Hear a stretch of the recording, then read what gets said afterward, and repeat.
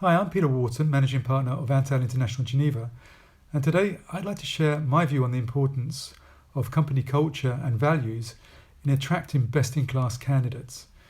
So, how important is culture and values to a company?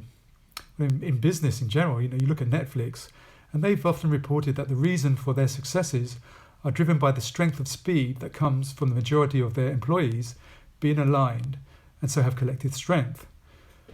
So from my side, between graduating from university and building a career in sales and marketing, which seems like a zillion years ago, I was a musician in London and still play with bands, so I have many years of first-hand experience of how well a team performs when everyone is in sync. But the moment one or two no longer have the same culture and values, then it just falls apart. Just think Beatles and Oasis. However, when everyone is aligned, the speed of learning new songs is much quicker. But it's also about trust and empowerment and giving confidence to execute. Be creative and innovative and make big decisions as well as small ones.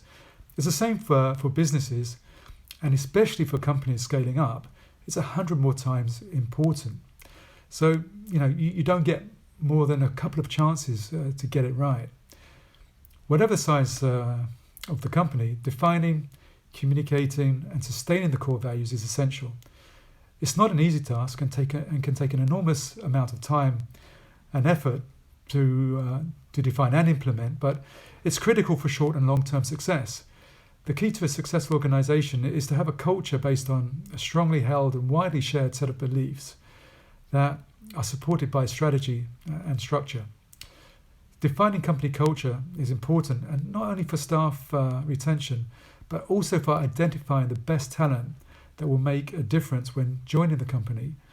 As a recruiter, it's so much more effective to find the best-in-class candidates and best-fit candidates when I understand what profile is required. Another thing I see increasingly more often is that candidates need to understand a potential new employer's values before accepting to leave their current role for a new company. Truly great talent is scarce, and I've had very talented candidates drop out of the recruitment process if they're not convinced they identify with the company culture, especially if its values are not clear. But candidates that understand, identify with, and agree with a new potential employee's values will choose them and over other companies, given these companies a competitive advantage in recruiting the best talent in their sector.